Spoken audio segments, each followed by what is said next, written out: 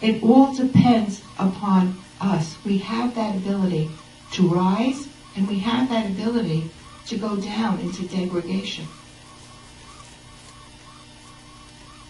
It's what we make of our lives in the end that matter.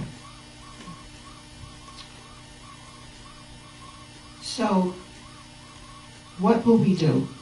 Will we uplift ourselves and come to the understanding that God dwells within us as us and become truly divine and realize our reason for taking a human birth? Or do we stay at this lower animal instinctual level?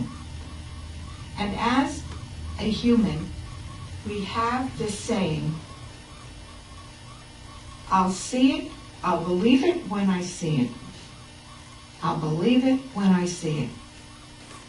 But we can never see the self. That's the problem. It is beyond our five senses. I'll give you another story to illustrate this. I'll see it, I'll believe it when I see it. Once there was a great knower of truth. His name was Samuel. And he had a son named Michael. Michael was very intelligent. He was a scholar. And when he became of age, he was sent away to a very fine university. After 4 years, he returned home to his father. But his father was dismayed because although he was fluent in many academic subjects, he had little to no spiritual knowledge. So the father said, would you like to learn something by knowing which you will understand the essence of all things? So Michael said, yes, I would. He said, then listen to me. My child, it is like this.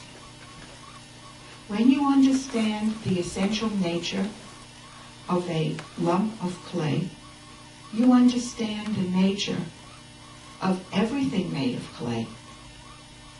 When you understand the essential nature of gold, you understand the essential nature of all gold, whether that gold be a ring, a bracelet, a necklace. You will understand that it is all gold. In the same way, you must understand that pure consciousness, supreme divinity, the one without a second, created this entire universe. He was alone. He had a thought, let me become many. And out of his own being, he projected this entire world. Everything. Animal, mineral, vegetable is nothing but a solid mass of vibrating consciousness. And when he completed this creation, he took a place within your own heart. That consciousness is you. That consciousness is me. That consciousness is everything in this universe. Michael, being like us, he didn't see it, he didn't believe it. Because it is a difficult concept. He said, Father, I don't see that consciousness. I don't see that self. I can't see it in my body. He said, okay, bring me that bowl of water. Bring me a pound of salt. Put the salt in the water. Michael did as he was told. He said, now come back tomorrow. Michael came back. The father said, now take out the salt crystals. Michael said, I don't see the salt crystals. You don't see the salt crystals, why not? He said, the salt has merged with the water. Then he said, put in a cup and sip the cup. Sip the water. What do you taste? Michael said, well, it's salty, of course. He said, but the salt is in there, isn't it? Yes, it is, Father. The salt is in there. And you cannot separate the salt from the water any longer, can you? No, I cannot. In the same way, You must come to the understanding. You may not see the self, but at some point there has to be a faith, an acceptance of this universal teaching, this teaching that has been given to us thousands of years ago.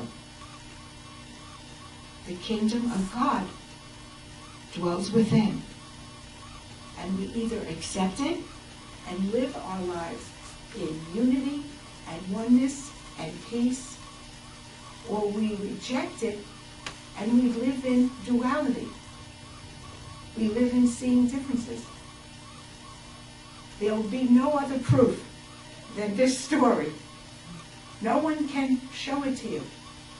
It's a matter of acceptance and faith, and then putting that into practice in our daily life. In yoga it says first we have to hear the teachings. Then we have to contemplate the teachings. If we just hear a teaching and then go out and never give it another thought, it won't become part of us. So we hear the teachings, we contemplate the teachings, and then we put the teachings into practice. And we don't need to be a monk, we don't need to retire from the world. As I said, we just go about our business doing our daily tasks, but everyone we meet, we acknowledge. Everyone we meet in Walmart, in Publix, we bow internally, acknowledging that they are our own self, that God dwells within them as them. So I thank you all for allowing me to speak. And I'll leave you with a saying that my beloved Gurudev said every day, though he didn't get it, and I met him over 30 years ago. He had one message, and he repeated it daily. He said, meditate on yourself, worship yourself, kneel to yourself. Your God dwells within you as you. I thank you.